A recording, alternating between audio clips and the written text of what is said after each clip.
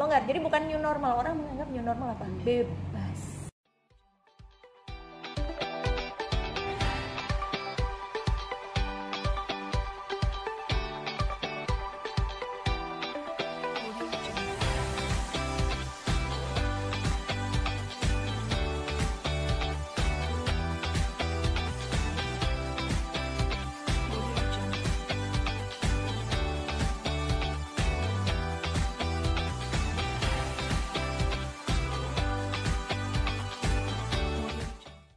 Halo sahabat Lady Story, kali ini kita akan mendatangkan tamu seorang dokter di mana beliau adalah merupakan tim swab COVID-19.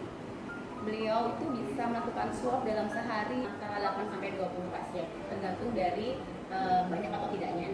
Nah, bagaimana sih kehidupan beliau, aktivitas beliau, sibuk di rumah sakit, kemudian harus kembali ke rumah bertemu anak-anak. Bagaimana juga kesan-kesannya, barangkali ada kejadian-kejadian yang bisa menginspirasi para Lady Story di rumah. Kita akan tampilkan bintang tamu kita, Dr. Zuhrufa Delima Majid. Halo sahabat Lady Story, kali ini kita akan berbincang dengan Dr. Zuhrufa Delima Majid. Beliau adalah salah satu dokter di UPT Bulu, Puskesmas Bulu, Kabupaten Sukoharjo, yang juga merangkap sebagai tim swab COVID-19 Kabupaten Sukoharjo dan salah satu pengurus dari Rumah Sehat ya dok ya. Nah, Dr. Zuhrufa Delima Majid ini kita akrabnya panggilnya Dr. Ima ya? Ima aja. Dr. Ima, oke. Nah, Dr. Ima bisa dijelaskan nggak sih bagaimana kondisi sekarang ini dok dengan Kondisi sekarang ini, per hari ini, kalau boleh saya cerita, per hari ini sepertinya kalau di kabupaten saya sendiri kita sedang menghadapi second wave.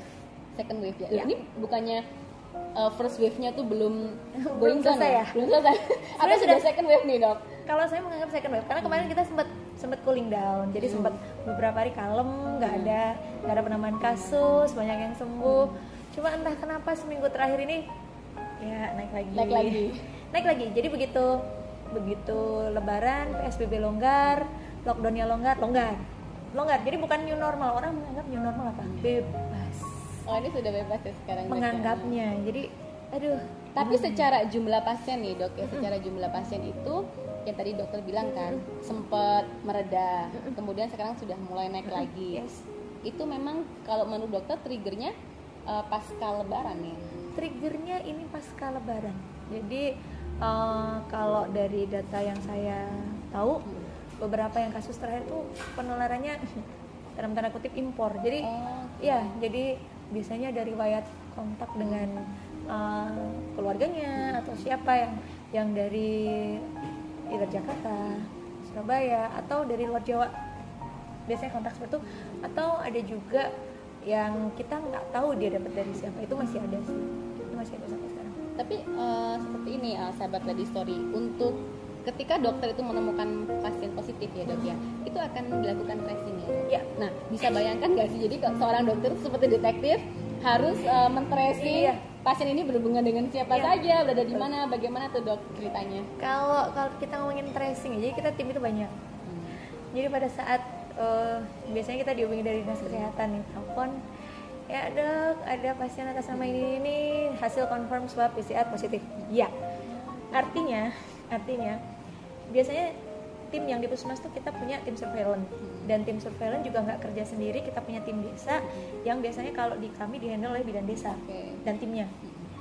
Itu biasanya kita langsung men-tracing ini orang tinggal di mana, riwayatnya bagaimana, apakah dia di rumah aja atau dia pernah ketemu siapa, atau dia pernah ada riwayat perjalanan, dia pernah ke vaskes enggak, dia pernah ada keluhan kesehatannya misalnya kayak batuk, pilek, itu ada enggak.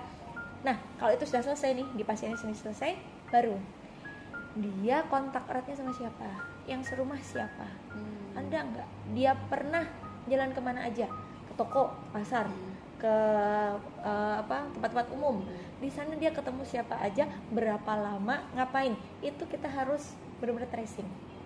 Dan untuk kebijakan yang sekarang, begitu kita ketemu kontak erat, atau mungkin ada yang definisikan OTG ya, orang tanpa gejala. Jadi orang tanpa gejala itu sebetulnya belum confirm.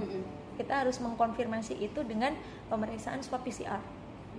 Jadi kita ambil usapan tenggoroknya, ada yang lewat hidung, ada yang lewat mulut.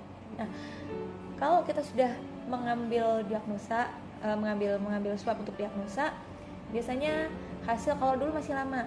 Dulu itu bisa 1 minggu karena dulu kan lab rujukan, kemudian ATLM itu analis lab, petugas labnya itu juga belum banyak, tapi sekarang udah banyak. Jadi sekarang kalau di Kabupaten Sukoharjo itu dalam waktu 2 hari itu sudah keluar.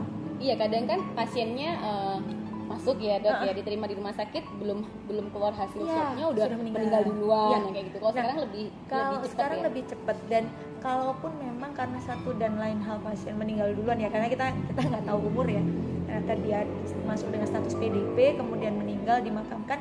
Biasanya kalau sudah berstatus PDP kita pun memakamkannya sudah dengan protap ya, jenazah, bukan protokol COVID, protap jenazah infeksius. Jadi memang kemarin ada beberapa kasus yang takut menular dan lain sebagainya, karena itu sudah mulai jenazah dimandikan, didesinfeksi, dibungkus plastik double, kemudian ada peti dan lain sebagainya, itu sudah seal. Jadi dan pemakamannya pun juga nggak sembarangan, petugas yang memakamkan pun pakai APD ya, level 3. Dan di bangganya juga di Kabupaten Sukoharjo ini tim pemakaman kami banyak relawan di sana, ready 24/7. Relawan ya dok? Oh, luar biasa ya. 24/7 di sana. Kapan mereka heboh? Pada saat ada warganya yang ternyata confirm.